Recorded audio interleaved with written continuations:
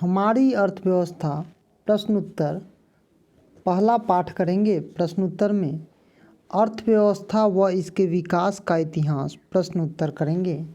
पहला प्रश्न है, निम्नलिखित को प्राथमिक क्षेत्र भी कहा जाता है। देखिए, तो इसमें से जो कृषि क्षेत्र है उसे ही प्राथमिक क्षेत्र कहा जाता है। दूसरा है, इनमें कौन से देश में मिश्रित अर्थव्यवस्था है, तो वह भारत एक मात्र देश है जहाँ पर मिश्रित अर्थव्यवस्था पाई जाती है। तीसरा प्रश्न है, भारत में योजना आयोग का गठन कब किया गया था? उत्तर लिखेंगे 15 अक्टूबर 1951 ईस्वी को योजना आयोग का गठन किया गया था। चौथा प्रश्न है, जिस देश की राष्ट्रीय आय अधिक होती है वह देश कहलाता है, क्या कहलाता है? विकसित। पांचवा प्रश्न है, इनमें से किसे पिछड़ा राज्य कहा गया है? तो जो बिहार राज्य है वह पिछड़ा हुआ राज्य है। अब हम लोग रिक्त स्थानों की पूर्ति करेंगे। भारत अंग्रेज शासन का एक डैश था, तो उपनिवेश था। क्या था? उपनिवेश था। दूसरा है, अंग्रेजों ने भारतीय अर्थव्यवस्था का क्या किया? शोषण किया। तीसरा प्रश्न है, अर्थव्यवस्था आजीविका अर्जन की डैश है, प्रणाली है। चौथा प्रश्न है, द्वितीय क्षेत्र को डैश क्षेत्र कहा जाता है, तो औद्योगिक क्षेत्र कहा जाता है। पांचवा प्रश्न है, आर्थिक विकास आवश्यक रूप से डैश की प्रक्रिया है, परिवर्तन की प्रक्रिया है। और भारत में आर्थिक विकास का श्रेय डैश को दिया जाता है, नियोजन को दिया जाता है। और आर्थिक विकास की माप करने के लिए डैश को सबसे उचित सूचकांक माना जाता है, तो प्रति व्यक्ति आय। उसके आगे है, साधनों के मामलों में धनी होते हुए बिहार डैश है, दयनीय स्थिति में है। और बिहार में डैश की जीवन का आधार है, तो हमारे यहाँ कृषि ही जीवन का आधार है। और 10वां क्वेश्चन है, बिहार के विकास में डैश एक बहुत बड़ी बाधा है, तो बाढ़ जो है वह सबसे बड़ी बाधा है। अब हम लोग अति लघुत्तरीय प्रश्न करेंगे। पहला प्रश्न है, अर्थव्यवस्था किसे कहते हैं? तो समाज में रहने के लिए हम सभी को धन की आवश्यकता होती है, और धन कमाने के लिए हम विभिन्न प्रकार के काम धंधे उद्योग में जाते हैं और करते हैं, जो आर्थिक क्रियाएं कहलाती है।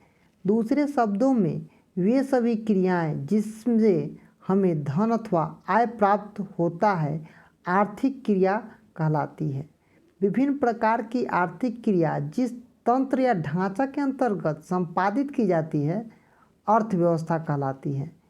इन आर्थिक क्रियाओं के द्वारा और विभिन्न प्रकार के वस्तुओं व सेवाओं का उत्पादन होता है, और दूसरी ओर लोगों को रोजगार का अवसर प्रदान होता है, ताकि वह आवश्यकताओं की पूर्ति के लिए देश में उत्पादित वस्तु सेवाओं को क्रय कर सकें।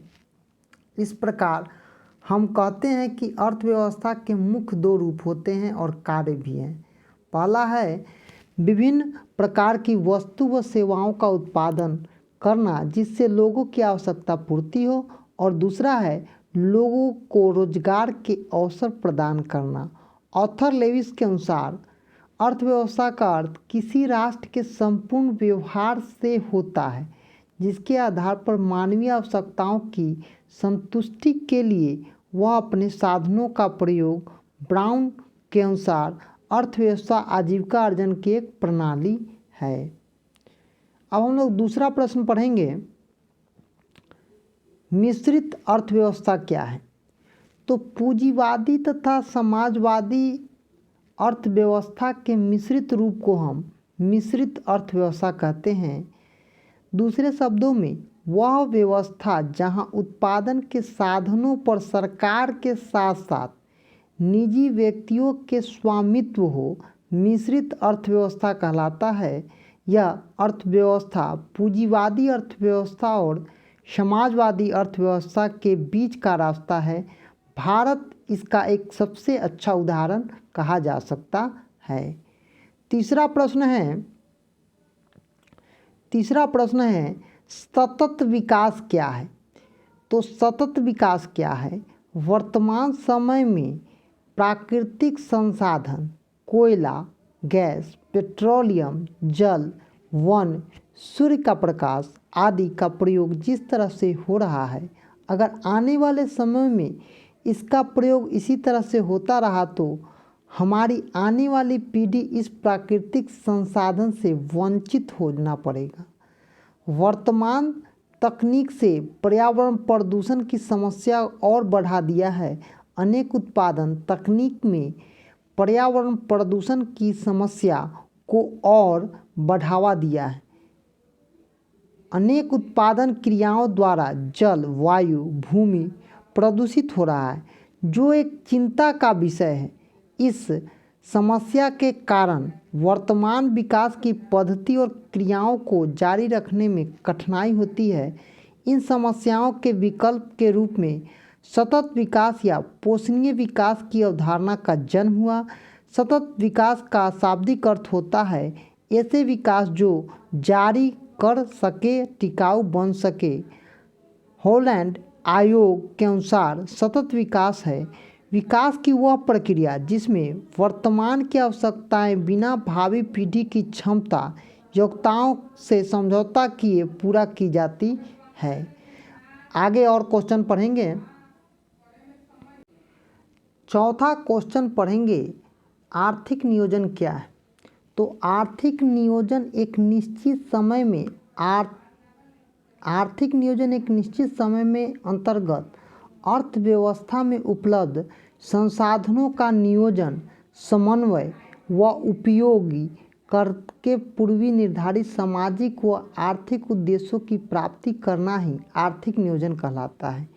योजना आयोग के शब्दों में आर्थिक नियोजन का अर्थ राष्ट्र की प्राथमिकताओं के अनुसार देश के संसाधनों का विभिन्न विकासात्मक क्रियाओं में प्रयोग करना।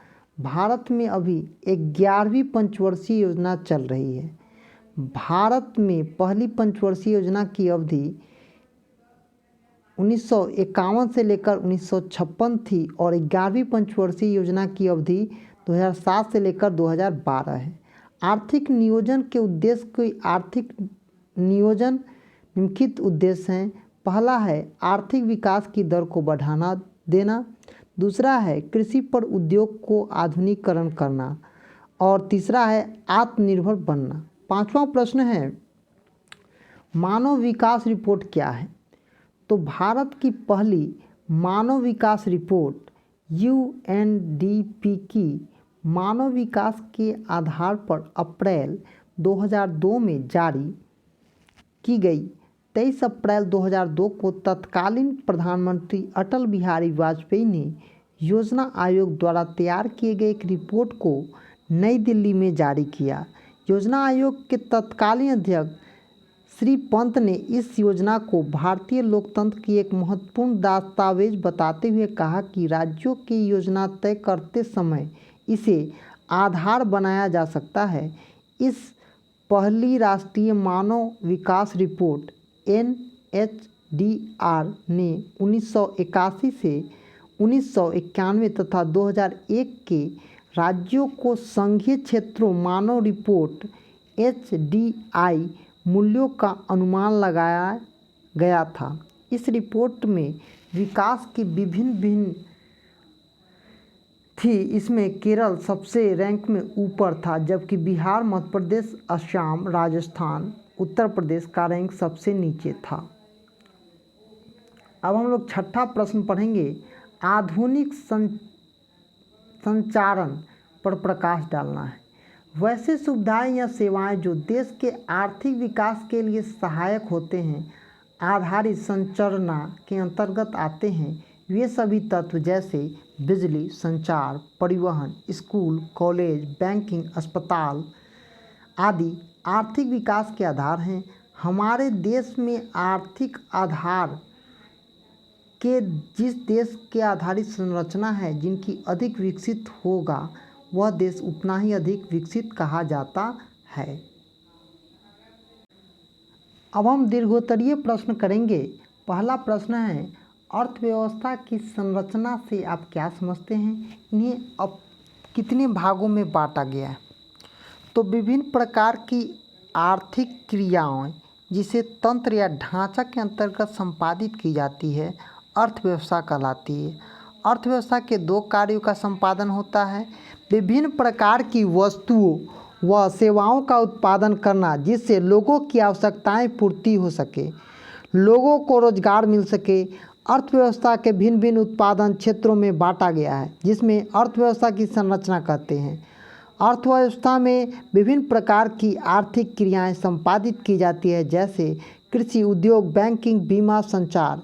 इन क्रियाओं को मोटे तौर पर 3 भागों में बांटा जाता है, प्राथमिक क्षेत्र, द्वितीयक क्षेत्र और तृतीयक क्षेत्र।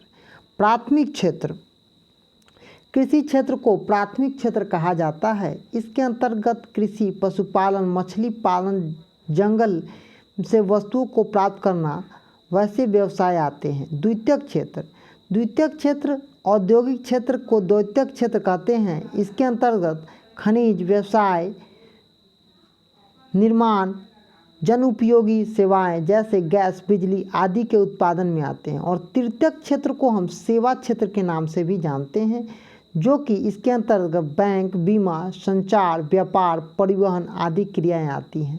इन क्षेत्रों की क्रियाएं प्राथमिक व द्वितीयक क्षेत्रों की क्रियाओं की सहायता प्रदान करती हैं।